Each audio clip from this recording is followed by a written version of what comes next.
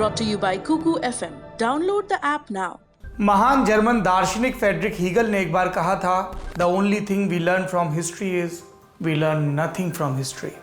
इतिहास से हमने यही सीखा कि हमने कभी इतिहास से सबक नहीं लिया, और इतिहास से सबक न लेने पर क्या होता है, वही जो अफगानिस्तान में हो रहा है। पहले सोवियत संघ और अब अमेरिका के साथ वहाँ फिर से तालिबान का कब्जा हो चुका है। अफगानों के रहनुमा, लोकतंत्र के प्रहरी, आतंकवाद के दुश्मन जैसे तमगे ओढ़ने वाले पहली फुर्सत में रुखसत हो चुके हैं। अपने इतिहास के सबसे लंबे युद्ध से पीठ दिखाकर अमेरिका वापस लौट चुका है। 20 साल, 4 राष्ट्रपति और 2300 सैनिकों की शहीदी के बाद, 2 लाख से ज्यादा अफगान नागरिकों की मौत के बाद और 150 खरब रुपए के खर्चे के बाद नतीजा सिफर रहा। अफगानिस्तान आज भी उसी कगार पर है जहां वो 2 दशक पहले था, धार्मिक कट्टरता, हिंसा, भय और दिशा शून्यता के साए में। इन सब का दोषी कौन है? आप एक नाम लीजिए, वो अपना दोष दूसरे पर डाल देगा। हमने दुनियादारी के पिछले एपिसोड्स में इन विषयों पर विस्तार से बात की है, मसलन 70 के दशक में तख्ता पलट की सीरीज, कम्युनिस्ट सरकार बचाने के लिए अफगानिस्तान में सोवियत संघ का हमला, मुजाहिदीनों को अमेरिका का सपोर्ट, सोवियत संघ का जाना, मुजाहिदीनों में फूट, तालिबान का गठन, नजीबुल्लाह की हत्या के बाद तालिबान का शासन और फिर 9/11 का हमला, और सब कुछ बदल जाता है। आज क्या जानेंगे? अमेरिका ने तालिबान को गद्दी से क्यों और कैसे हटाया था? अमेरिका के अरबों खरबों के खर्च के बावजूद तालिबान कैसे बचा रहा? उसकी सत्ता में वापसी कैसे हुई? और तालिबान आगे क्या करने वाला है? नमस्ते, मेरा नाम सौरभ द्विवेदी है और आप देख रहे हैं लल्लन टॉप का अंतर्राष्ट्रीय प्रसंगों से जुड़ा कार्यक्रम दुनियादारी। साल 1983 का था। उस वक्त अमेरिका के राष्ट्रपति थे रोनाल्ड रीगन। अफगानिस्तान पर सोवियत संघ के हमले के 4 बरस हो चुके थे। वहां अमेरिका सीक्रेट वॉर लड़ रहा था।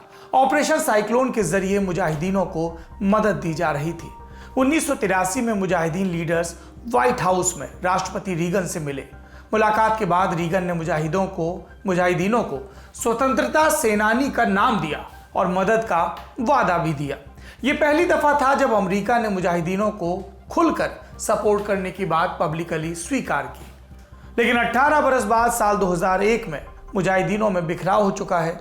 उनमें अलग अलग गुट बन चुके हैं और सबसे ताकतवर है तालिबान, जो 5 बरस से अफगानिस्तान में राज कर रहा है।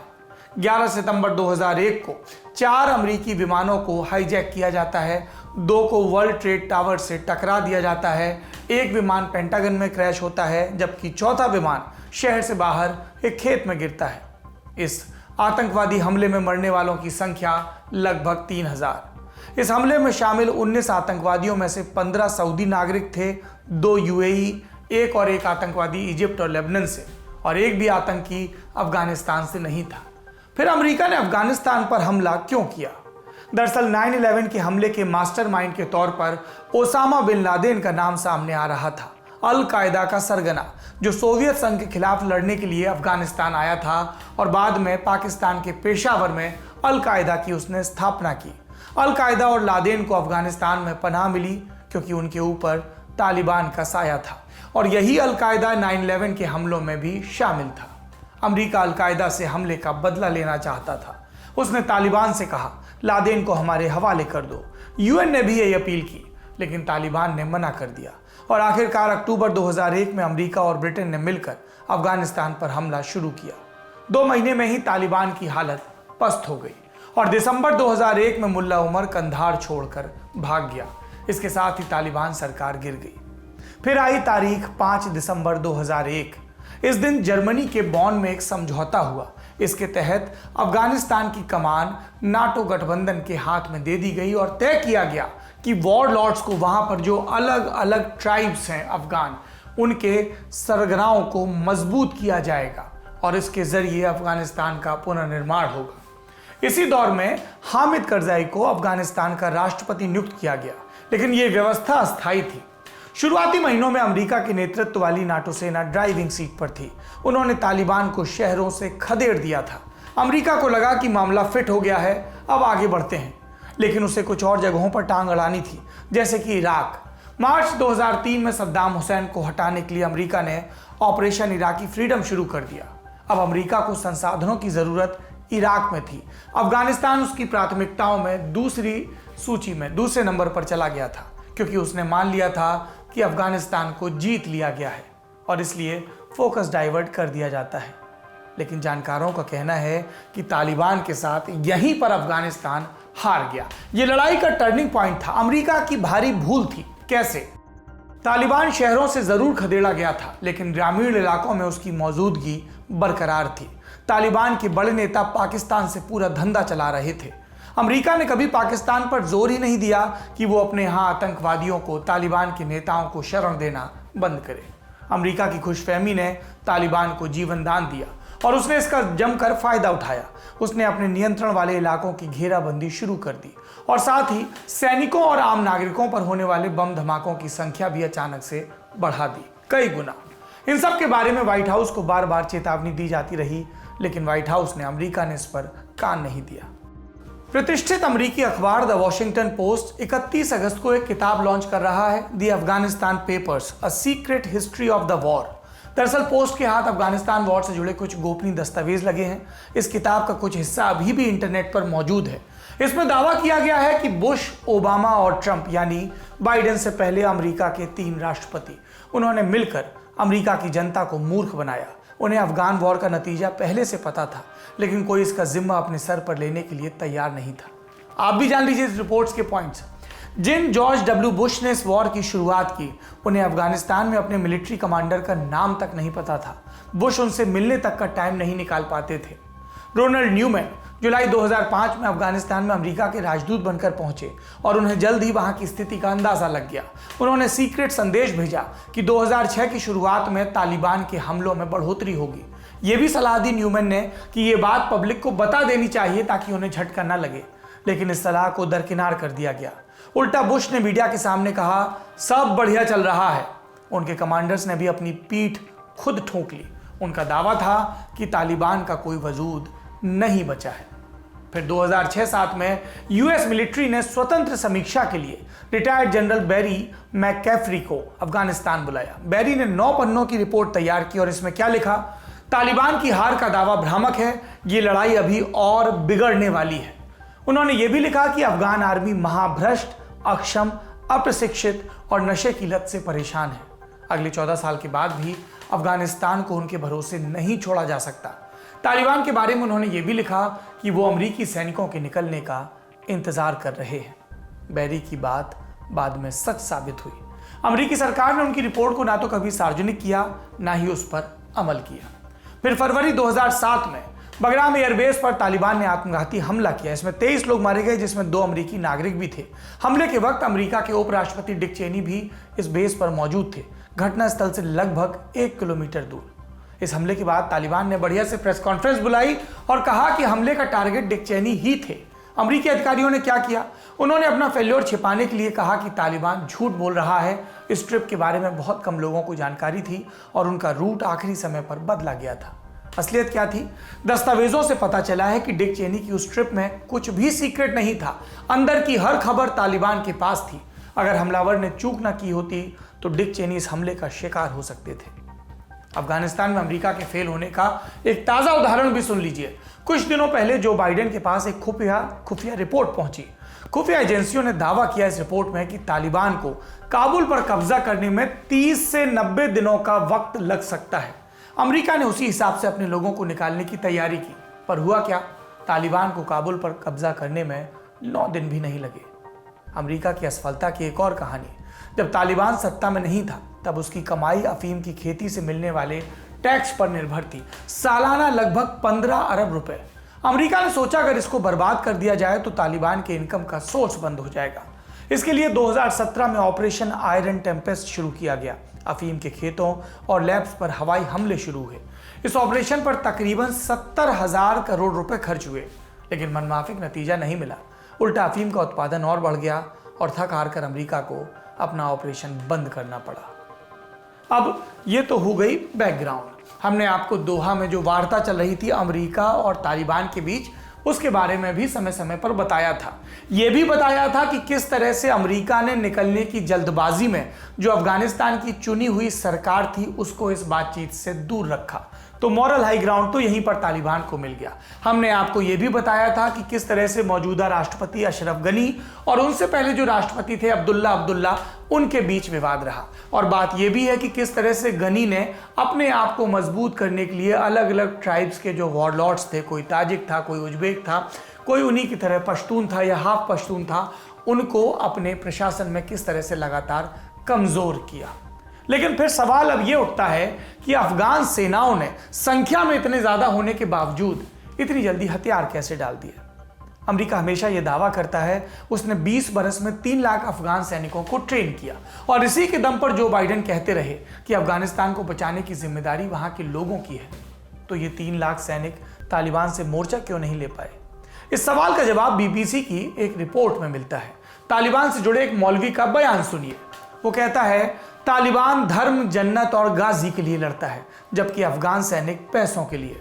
तालिबान सैनिक अपना सर कटाने के लिए तैयार रहता है। पुलिस और सेना क्या खाकर हमारा मुकाबला करेंगी? अफगानिस्तान के संदर्भ में इस दावे में वजन लग सकता है, क्योंकि मीडिया रिपोर्ट्स के मुताबिक 3 लाख सैनिकों का दावा गलत है। कई अफसर इतने भ्रष्ट हैं कि उन्होंने अज्ञात नाम पर वेतन उठाए हैं। ऐसे सैनिकों की हजारों में संख्या है जिन्हें घोस्ट सोल्जर कहा जाता है। इसके अलावा सरकार और निचले तंत्र के बीच कोई संपर्क नहीं है।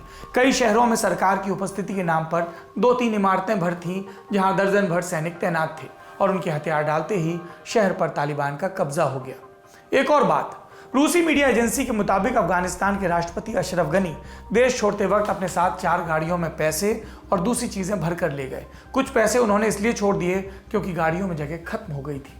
जाहिर सी बात है, जब आपका लीडर ही हाथ खड़ा कर दे तो मनोबल अपने आप खत्म हो जाता है। आधी से ज्यादा लड़ाई आप वहीं हार जाते हैं। अफगान लोगों को धोखा देने में कोई पीछे नहीं रहा, क्या अपने क्या पराए। एक चीज और है, अफगानिस्तान के पास सबसे बड़ी ताकत थी हवाई सेना। इस हवाई सेना को पूरा सपोर्ट था अमेरिका का।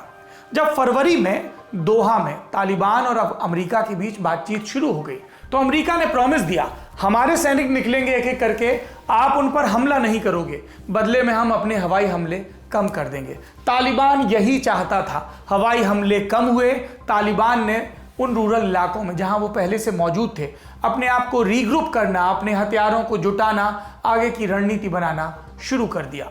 और जैसे ही अमेरिका ने 1 मई के बाद से अपने आप को अफगानिस्तान से पीछे खींचना शुरू किया, तालिबान ने पहला टारगेट बनाया अफगान वायुसेना को। उन्हें पता था कि अमेरिका जब पीछे हट रहा है तो तालिबान की वायुसेना को जो तकनीकी सपोर्ट चाहिए, जो अमेरिका मुहैया कराता था, वो भी पीछे हट रहा है। इसके अलावा तालिबान ने जो अफगानिस्तान के पायलट्स थे, जो उनकी वायु शक्ति को शक्ति मुहैया कराते थे मानवीय रूप से, उनको निशाने पर लेना शुरू किया।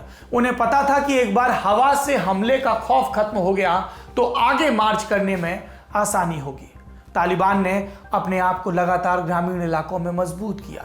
अमेरिका और अफगानिस्तान की सरकार ये भरम पाले रही सब शहर कब्जे में है, और फिर तालिबान ने एक एक करके शहरों पर हमला शुरू किया।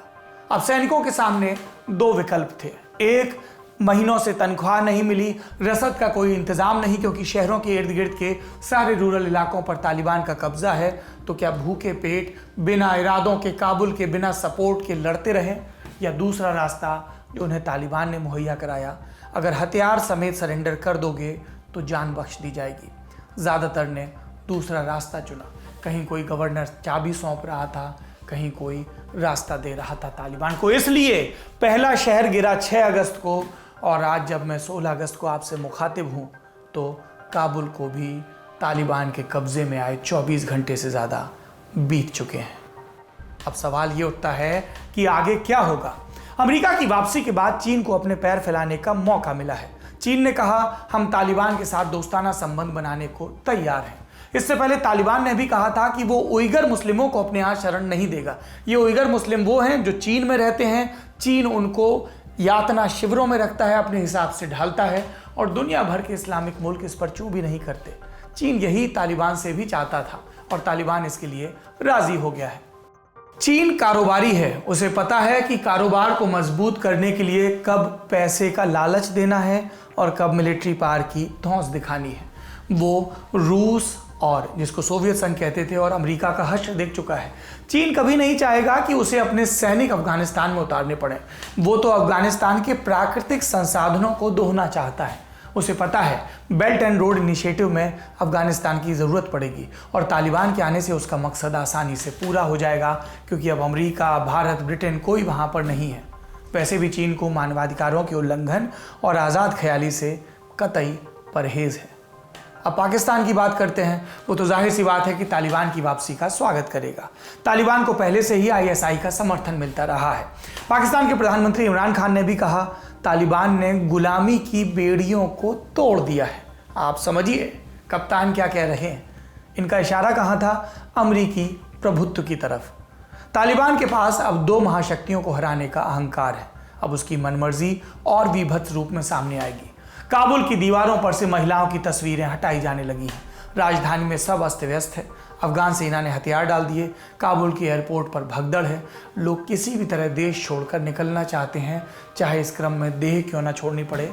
आपने वो तस्वीरें देखी होंगी जिसमें विमान उड़ रहा है और लोग विमान से ऐसे गिर रहे हैं जैसे कोई निर्जीव वस्तु गिर रही हो किसी सरफेस से।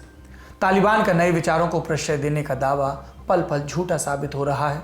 अफगान जनता गुहार लगा रही है और समर्थ देशों ने कान में रुई का गोला ठूंस लिया है। इस पूरी कहानी का सार समझना हो तो किसी अफगान नागरिक के बेबस चेहरे को गौर से देखिए, जिस पर साफ दिखता है जो कोई हमें जिससे बचाने आया वो हमें उसी के हाथों बेचकर चला गया। आज की दुनियादारी में बड़ी खबर यहीं पर थमेगी, लेकिन लल्लन टॉप शो में दुनियादारी में हम आपको लगातार अफगानिस्तान का हाल बताते रहेंगे। सुर्खियां सुनते हैं। पहली सुर्खी बांग्लादेश से है। ह्यूमन राइट्स वॉच ने बांग्लादेश में गायब होने वाले राजनीतिक कार्यकर्ताओं की लिस्ट जारी की है। इसके मुताबिक पिछले 1 दशक में विपक्षी दल से जुड़े कम से कम 86 लोग गायब हो चुके हैं, जिसमें कारोबारी, छात्र नेता और नेता शामिल हैं। ये सारे कांड प्रधानमंत्री शेख हसीना के कार्यकाल में हुए। शेख हसीना जनवरी 2009 से बांग्लादेश की प्रधानमंत्री हैं। उन पर आरोप है कि विरोध करने वालों को दबाने के लिए उन्हें गायब करवा दिया गया। ह्यूमन राइट्स वॉच ने यूनाइटेड नेशंस और दूसरी अंतर्राष्ट्रीय एजेंसियों से मांग की कि बांग्लादेश में स्वतंत्र जांच शुरू करें। फिलहाल इस रिपोर्ट पर बांग्लादेश की सरकार ने कोई जवाब नहीं दिया है। अगली सुर्खी चीन से। आपको हाथियों के दल वाली कहानी याद है, जो अपने प्राकृतिक परिवेश से बाहर निकल आए थे। यूनान प्रांत से निकलने के बाद ये हाथी उत्तर की तरफ बढ़ गए थे। जंगली हाथी भोजन की तलाश में अपने परिवेश से निकलते रहते हैं, जल्द लौट आते हैं, लेकिन इन हाथियों का जल्दी लौटने का इरादा नहीं था। ये पलायन अभूतपूर्व था। रास्ते में इन्होंने हुड़दंग मचाया। घरों में घुसकर खाना मांगने से लेकर कीचड़ में लौटने और शराब के गोदाम में धावा बोलने तक ये चर्चा में बने रहे। पर ताज़ा खबर ये है कि हाथी अब वापस अपने घर लौट रहे हैं पूरे 17 महीने के बाद। इस दौरान उन्होंने लगभग 1000 किलोमीटर की दूरी तय की। जानकारों का कहना है कि सूखा और जंगलों की कटाई, इसके चलते उनके खाने पर संकट था और वो नए ठिकानों की तलाश में निकले थे। और आपको पता है हाथियों के इस दस्ते की सुरक्षा के लिए क्या इंतजाम किए गए। CGTN की रिपोर्ट के मुताबिक हाथियों के सफर में कोई बाधा ना आए, इसके लिए 1.5 लाख लोगों को रास्ते से हटाया गया। 973 ड्रोन और 25,000 से अधिक स्टाफ को निगरानी में लगाया गया। जिस रूट से हाथी चलते थे वहां का ट्रैफिक रोक दिया जाता था। सेफ पैसेज, एकदम रास्ते ठाट बाट। आज की दुनियादारी में यहीं पर रुकते हैं। कहीं पर हाथियों के निकलने के लिए रास्ता बनाया जा रहा है और कहीं पर इंसानों की हस्ती मिटाई जा रही है और कोई रास्ता नजर नहीं आ रहा। यही है दुनिया, और दुनिया का हाल देश को इसलिए बताते हैं ताकि हम अपने हिस्से के सबक सीखते रहें। शुभ रात्रि।